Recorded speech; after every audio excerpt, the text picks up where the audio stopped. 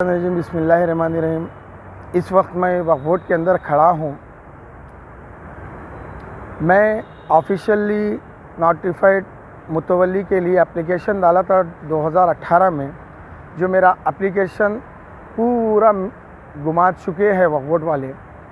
फिर मैं 2019 में आके सबमिट करा, 2020 में सबमिट करा।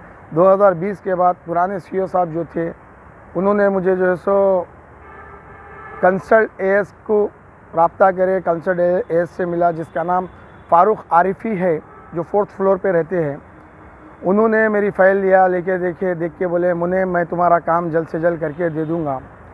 फिर वेरी सेकेंड डे मुझे अपने मकान को बुलाए, टोली चौकी पैरामाउंट हिल्स के अंदर बुला के मुझसे पैसे मांगे।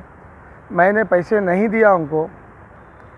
फिर उन्होंने पैसे पूछे तो मैंने मेरे से जो गुंजाइश हो सकती है वो दे चुका हूँ। मैं देने के बाद शायद मेरे पैसे उनको कम लगे। उसके बाद उन्होंने वेरी सेकेंड डे के बाद मेरे संगात बदसलूकी, बदमाशी, हर वो चीज़ करे हैं उन्होंने, जिस तरह का मैं आपको ऐलान नहीं कर सकता। मैं जो तकलीफ़ों से गुज़रा हूँ। पहले बोले मैं दावत में हूँ, मेरे फ़र्जंद की शादी है, 8 दिन गायब हो गए। उसके बाद बोले उन्होंने नहीं आए, इन्होंने नहीं आए, ओएसडी साहब नहीं आए, उन्होंने नहीं आए, आईए की रिपोर्ट नहीं आई। फिर मैंने जाके राइट नो ज़मीन के ऊपर दरगाह के पास लैंड ग्रामरों ने कब्ज़ा किया तो मैंने वहाँ पर जाके लड़ा, लोगों से झगड़ा करा। मैं वफ़ की जायदाद बचाया। बचाने के बाद मेरे कने एक एविडेंस है।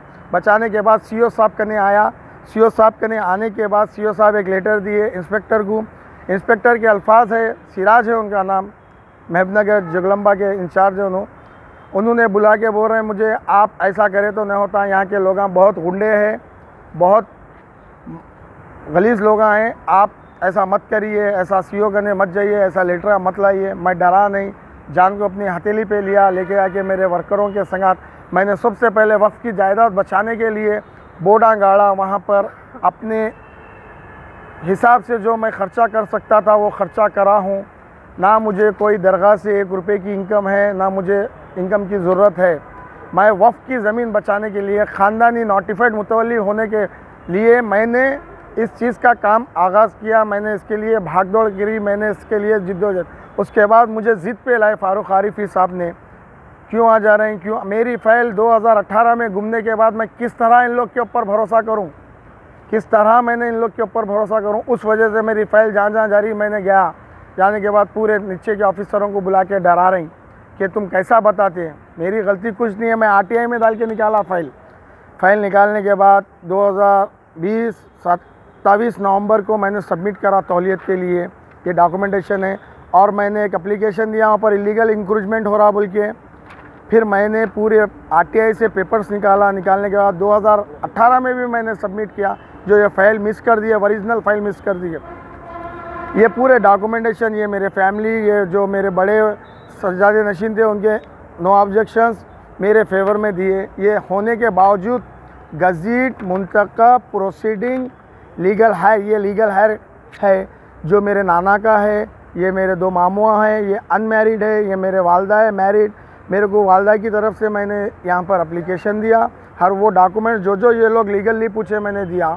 इसको झुटला दे रहे हैं कि एक अननोन पर्सन आके लैंड ग्रामर जो है सो एक एमआरओ ऑफिस से लेटर ले के यहाँ पर सबमिट करा तो उसको प्रेफरेंस दे रही। ये है नॉन अवेलेबिलिटी सर्टिफिकेट, ये है मेरा मुंतखब प्रोसीडिंग, ये है मेरा गज़ीट और ये है मेरी गज़ीट, जो इसमें पूरे ऑफिसर अंडर 42 एक्ट के तहत 2009 में मेरे बड़ों को तौलियत मंजूरी दी थी वक्फ बोर्ड से। इसको चैलेंज कर रही। एक लैंड ग्रामर ने केस डाला था, मैं ख़ानदान का आदमी हूँ। वो कोर्ट का ऑर्डर भी आया, डिसमिस हो गया, उन्हें प्रूफ नहीं कर सका। ये कोर्ट का ऑर्डर है OS नंबर 131 ऑफ 2012। आप इसको चेक कर सकते हैं। इसके अंदर क्लियर मेंशन हो चुका है कि ये ख़ानदानी आदमी नहीं है। जिसका नाम सैयद हनीफ पाशा खादरी बता रहा है, वो लैंड ग्रामर है, वहाँ पर इलीगल इंक्रोचमेंट करा रहा है और उन्हें अपना ख़ानदान का बता रहा है। मेरे पेपर के मुताबिक, गवर्नमेंट ऑफिशियली मुताबिक मैं लीगल हायर हूँ और रहूँगा। मुझे सब होने के बावजूद पेपर नोटिफिकेशन दिया गया। सीईओ साहब ने मुझसे वादा किया। नए CEO साहब IPS साहब से मैं 2 वक्त मुलाकात किया, बहुत प्यारा रिस्पांस दिया मुझे। चेयरमैन साहब भी रिस्पांस दिया। चंद नीचे के जो AS ऑफिसर है फ़ारूक आरिफी, जैसे गयास साहब है और उनके नीचे जो हामिद भाई है, ये पूरों को डराया जा रहा है फ़ारूक आरिफी साहब की तरफ से। ये पेपर नोटिफिकेशन है, पेपर नोटिफिकेशन डालने के बाद 15 दिन तक कोई ऑब्जेक्शन नहीं आया। अब जो है सो 20 दिन के बाद CEO साहब लिख दिए पेपर के अंदर, इनकी फ़ाइल एजेंडे में डालो। उसके बावजूद जो है सो मेरी फ़ाइल को रुकाया जा रहा, 4-4 दफ़ा लीगल में भेज दिया जा रहा है। ये मेरा पेपर होने के मुताबिक भी ये लोग मुझे सताया जा रहा। मेरी अदबन अपील, दर्दनाक अपील है CEO साहब एंड चेयरमैन साहब से, इसके ऊपर सख्त से सख्त मजम्मत करे और सबसे पहले इंक्वायरी बिठाइए। अगर मैं गलत हूँ तो मुझे ये तौलियत की कोई ज़रूरत नहीं, मैं हक़ पे लड़ रहा हूँ और मेरा मकसद एक ही है, वफ़ की जायदाद बचाना, वफ़ की प्रॉपर्टी बचाना, इलीगल इंक्रोचमेंट वालों को रोकना, लैंड ग्रामरों को रोकना। बस इसके मुताबिक मैं लीगली हर वो चीज़ एविडेंस दे चुका हूँ। एक मेरा ख़ानदानी शिजरा है, इसको भी झुटलाया जा रहा है। जो मैं आपको बता रहा हूँ 1500 साल पुराना शिजरा है ये, जो हज़रत मोहम्मद मुस्तफ़ा सल्लल्लाहु अलैहि वसल्लम के बाद से अब तक का है।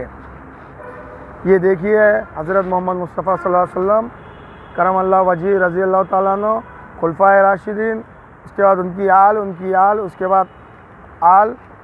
ये देखिए बताना मुनासिब नहीं समझा, ये बहुत बड़ी चीज़ है। मजबूरन मुझे यहाँ पर लाके चीज़ शो करना पड़ रहा है ताकि हक़ और बातिल बताने के लिए। ये देखिए और इससे आप लोग अंदाज़ा लगा सकते हैं कि हम ख़ानदानी लोग हैं या नहीं है। आप देखिए और मेरी दर्दनाक अपील है। और मुझे CEO साहब वादा करे थे, पहले भी अभी भी करे हैं। CEO साहब अल्हम्दुलिल्लाह पूरा रिस्पांस दे रहे हैं। CEO साहब बोले 8 दिन के अंदर इंशाअल्लाह ताला आप अगर हक़ पे रहा तो आपको ज़रूर मिल के रहेगा, कोई नहीं रोकेंगे। यह सैयद अब्दुल क़ादिर जिलानी रज़ी अल्लाह ताला अन्हु, उनकी आल औलाद में से है। इसमें मेरा नाम क्लियरली मेंशन है, सैयद याकूब मोहिउद्दीन उर्फ सैयद तौसीफ़ पाशा। ये मेरे पूरा ददियाल का शिजरा है, यहाँ पर मेरा जो है सो नाम है। अब इसके मुताबिक ऑफिशियली भी मैं डिक्लेयर कर चुका हूँ, ख़ानदानी भी मैं डिक्लेयर कर चुका हूँ। एक अननोन पर्सन जो इलीगल इंक्रोचमेंट वहाँ पर कर रहा है उसको प्रोमोट किया जा रहा है चंद पैसे लेके, जिसके ज़िम्मेदार फ़ारूक आरिफीन साहब है। मैं दर्दनाक अपील करता हूँ फिर से कि ये हक़ का फ़ैसला करिए और इनकी जगह पे दूसरे ऑफिसर को अपॉइंट करिए, जिसकी फ़ोटो मैं बताने जा रहा हूँ। ये है फ़ारूक आरिफीन साहब, ये है AS 4th फ्लोर वक्फ बोर्ड के। आप इंक्वायरी बिठाइए और सख्त से सख्त जल्द से जल्द इसका फ़ैसला लीजिए।